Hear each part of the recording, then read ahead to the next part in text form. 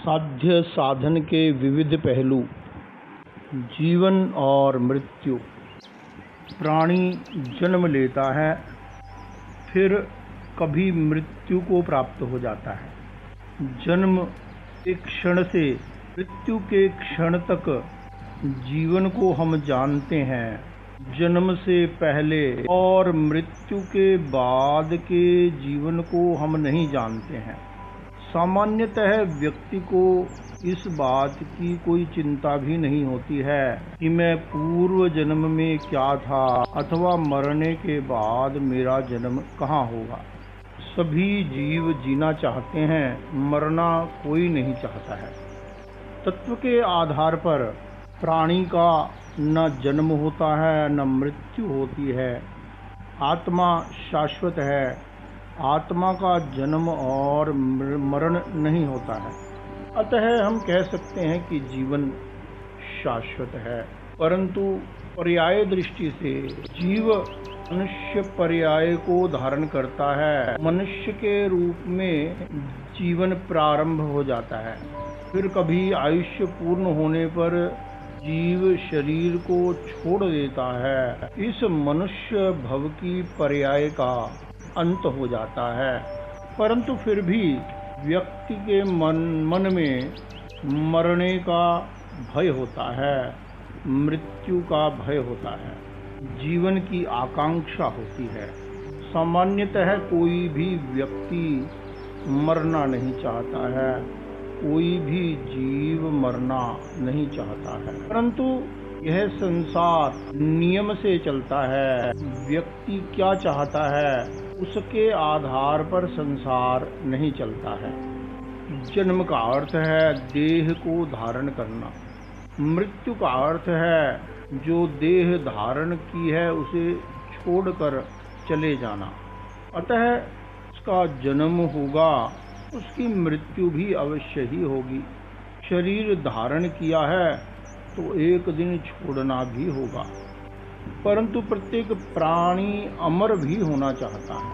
वर्तमान विज्ञान भी ऐसे प्रयास कर रहा है कि किसी तरीके से मनुष्य अमर हो जाए, उसकी कभी मृत्यु न हो।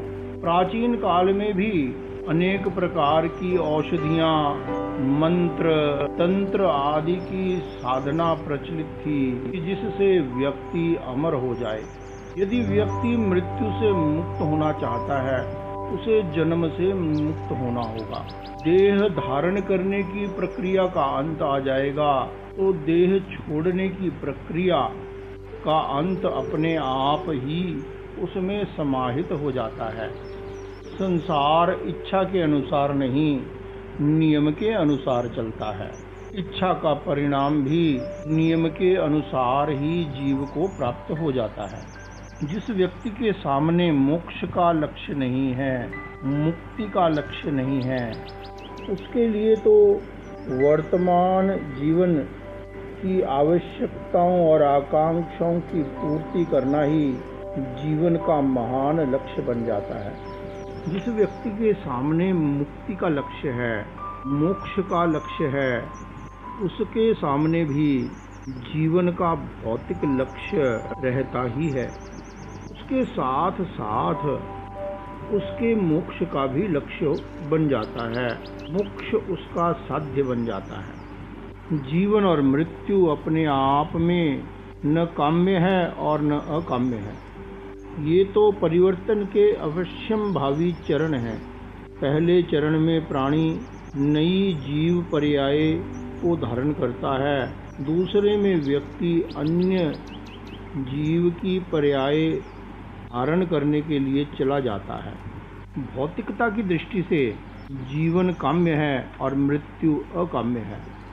आत्मा की भूमिका में, अध्यात्म की भूमिका में, मोक्ष मार्ग की भूमिका में असंयम अकाम्य है और संयम काम्य है। इसका अर्थ हुआ असंयममय जीवन और असंयममय मृत्यु अकाम्य है। संयममय जीवन और संयममय मृत्यु काम्य है। काम्य और अकाम्य सापेक्ष है। इसका निर्णय साध्य के आधार पर करना होगा। साध्य केवल जीवन का निर्वाह, जीवन यापन है, वहाँ जीवन काम्य है, मृत्यु अकाम्य है। मृत्यु जीवन का अनिवार्य परिणाम है। इसलिए कह सकते हैं, जो जीना चाहता है वह मरना भी चाहता है।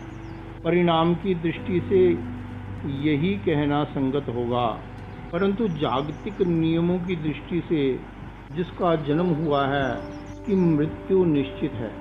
इच्छा की दृष्टि से देखें तो व्यक्ति जीवन चाहता है, मरना नहीं चाहता है। इच्छा और कर्म का यह विपर्य भ्रांति उत्पन्न कर देता है। जीव मरना नहीं चाहता है, उसका जीवन के प्रति मोह है, मूर्छा है, अज्ञान है।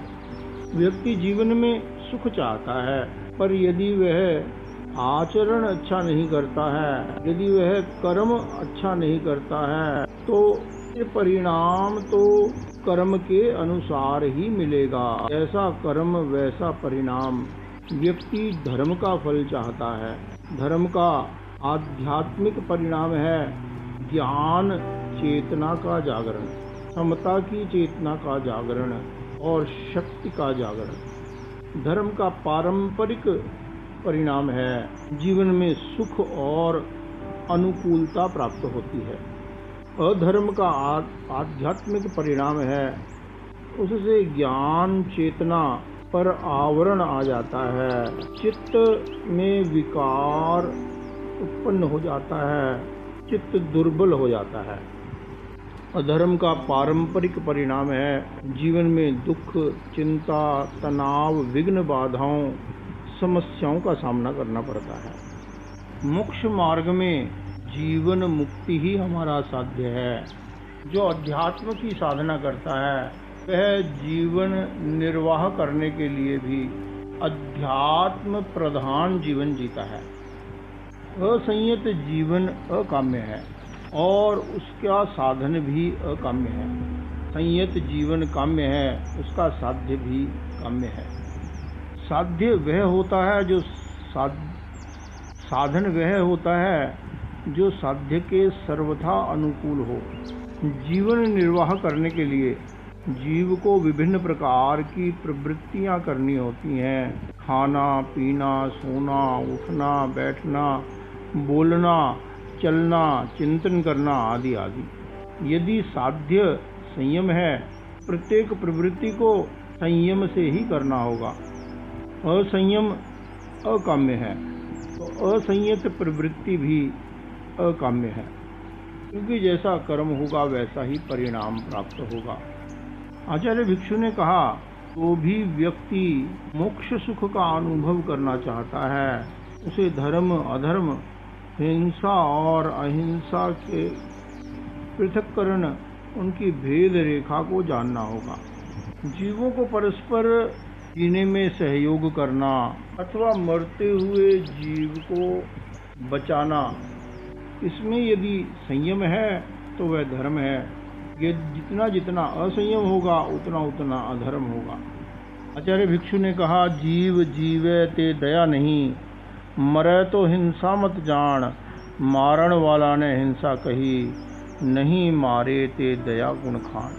हिंसा का संबंध व्यक्ति के भावों से है, व्यक्ति के कर्म से है, वह किस प्रकार का कर्म करता है। इसी प्रकार से अहिंसा का संबंध भी व्यक्ति के भावधारा, उसके चिंतन और उसकी प्रवृत्ति से संबंधित होता है। किसी जीव के जीने या मरने से उसका सीधा संबंध नहीं है। जीव अपने आयुष्य से जीता है, आयुष्य पूर्ण होने पर मृत्यु को प्राप्त हो जाता है। आयुष्य पूर्ण होने में कोई परिस्थिति या व्यक्ति निमित्त बन सकता है। जिसका दृष्टिकोण सम्यक नहीं है, जो प्रमत्त होकर प्रवृत्ति करता है, हिंसा से विरत नहीं है, वह हिंसा का आचरण कर रहा है, से तदनुरूप ही फल की प्राप्ति होगी। जीव का बच जाना दया नहीं है। दया या अहिंसा उसके होती है जो प्राणातिपात विरमण की साधना करता है, जिसके भीतर मैत्री, प्रेम और करुणा का भाव होता है। संयम और धर्म अपने आप में अभिन्न है। जीवन की आकांक्षा और मृत्यु का भय, यह मोह है, अज्ञान है, दृष्टिकोण का विपर्य है, इसलिए वह अधर्म है। मोहात्मक प्रवृत्ति से जन्म मरण की परंपरा की वृद्धि होती है। मोह मूढ़ मनुष्य के लिए येन केन प्रकारेण जीवन जीना ही प्रधान होता है। उसके लिए पवित्रता या संयम गौण होते हैं। संयम को प्रधानता वही देता है जिसका साध्य जीवन निर्वाह के साथ साथ मोक्ष सुखों की अनुभूति करना भी होता है। इस प्रकार जब व्यक्ति के जीवन में साध्य की स्पष्टता होती है कि मोक्ष मेरा साध्य है, यह मोक्ष मार्ग की दिशा में महत्वपूर्ण उपक्रम है। इसके साथ ही मोक्ष मार्ग के अनुकूल साधनों का भी ज्ञान और अभ्यास होना चाहिए।